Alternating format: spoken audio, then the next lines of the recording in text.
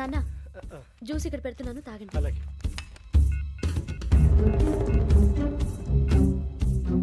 నేను ఇప్పుడే షాప్కి వెళ్ళొస్తాను. Okay okay. Hello DCP here. నా పేరు ప్రసాదరావు, లక్రీ కపుల్ నుంచి మాట్లాడుతున్నాను. ఇందిరాబాద్లో జరిగిన మర్డర్ గురించి మీతో మాట్లాడారు. చెప్పండి. చంపింది ఎవరు నేను చూశాను. చూసారా?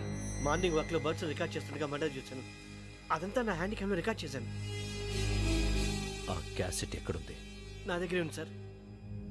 మీది విషయం ఎవరికైనా చెప్పారా? ఆహా, లేదు సార్, ఫస్ట్ మీకే ఫోన్ చేశాను. ఇది చాలా సెన్సిటివ్ కేస్. ఇందులో పెద్ద పెద్ద వాళ్ళు ఇన్వాల్వ్ అయి ఉన్నారు. మీరు ఈ టాపిక్ ఎక్కడా డిస్కస్ చెయ్యొద్దు. ఎవరికి ఈ విషయం గురించి చెప్పొద్దు.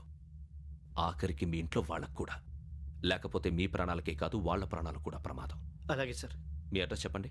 Flat number 418, Arun apartments, opposite to Niloufer hospital, beside petrol bunk, Lakdikapul. మీరు అక్కడే ఉండండి. I will get in touch with you. Shravani, అమ్మ శ్రావణి, శ్రావణి.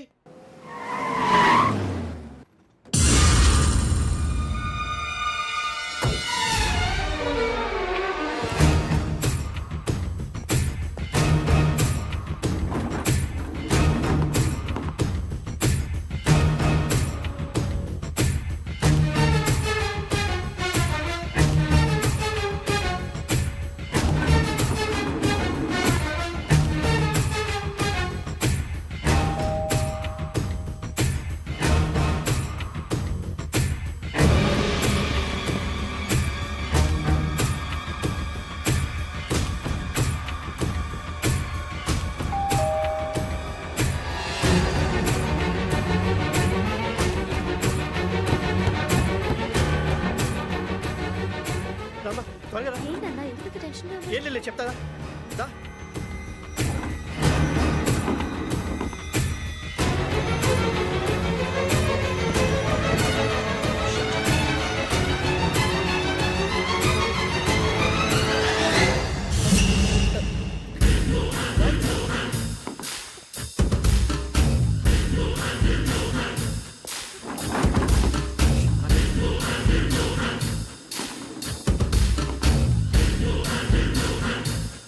నాన్న ఏంటి, ఏమైంది? ఏం లేదు శ్రావణి, ఇవాళ మనం మన ఊరెడుతున్నాం.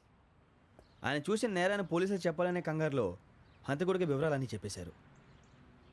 మీ ఫ్లాట్ ముందు యోగేంద్రని చూసి భయంతో మీ నాన్నగారు మిమ్మల్ని ఊరికి తీసుకెళ్ళిపోయారు. వచ్చేటప్పుడు కూడా యోగేంద్ర హంతకుడని తెలియక మీ బెర్త్ నెంబర్స్ వారికి ఇచ్చేశారు. బెర్త్ నెంబర్స్ మారటం వల్ల మీ నాన్నగారితో పాటు ఆ అమ్మాయిని చంపేశాడు. వాడిని వదలకూడదురా. ఈ క్యాసెట్ మన దగ్గర ఉండగా వాడు తప్పించుకోవడం కష్టం. కానీ ఈ సాక్ష్యాన్ని పోలీసులు అందజేద్దామంటే ఈ కేసు డీల్ చేస్తున్న డీసీపీ భరత్ వాడికి చాలా క్లోజు. పోనీ మనం గవర్నర్ని కలిస్తే? వాట్? గవర్నర్ అపాయింట్మెంట్ తీసుకున్నారా? అవును సార్, వాళ్ళ దగ్గర ఎవిడెన్స్ ఉందట. పోలీస్ డిపార్ట్మెంట్ మీద నమ్మకం లేక గవర్నర్ రిక్వెస్ట్ చేస్తే రేపు హాలిడేనా స్పెషల్గా కన్సిడర్ చేసి అపాయింట్మెంట్ ఇచ్చారు.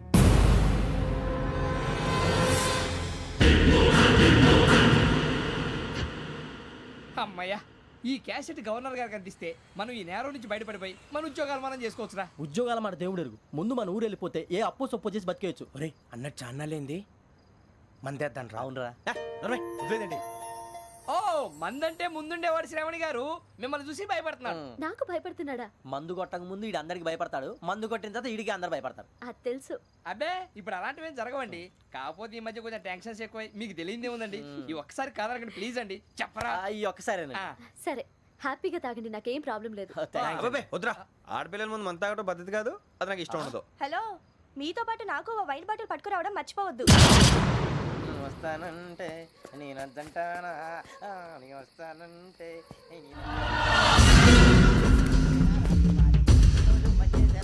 చాలా రోజులైంది.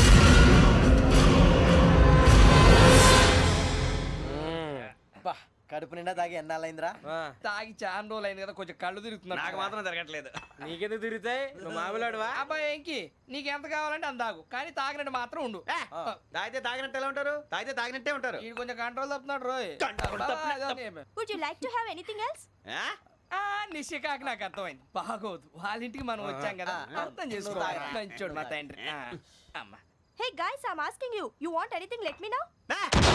ఎంత చెప్పాలి నీకు ఇంగ్లీష్ లో మాట్లాడతావు ముద్ర నీకు వాళ్ళ ఇంట్లో ఉన్నామని చెప్పాను ఇంగ్లీష్ లో మాట్లాడుతున్నా తెలుగు రాదా అది కాదురా వెంకీ నువ్వు కూల్ అవురా ఎందుకు అదే కాదు రావణ నాది అల్లా ఈ అమ్మాయిని కాదు ప్రతి ఒక్కరికి ఇదో ఫ్యాషన్ అయిపోయింది ఇప్పుడు మన టీవీ యాంకర్లు సోళ్ళ పోతున్నారా బాబు అది ఎలా చేస్తారో సార్ చూపించరా సూరిబాబా హాయ్ మా బుడ్డి బుడి అడిగిల బుజ్జాయికి జన్మదిన శుభాకాంక్షలు ఇట్లు గ్రాండ్ ఫా గ్రాండ్ మా బ్రదర్స్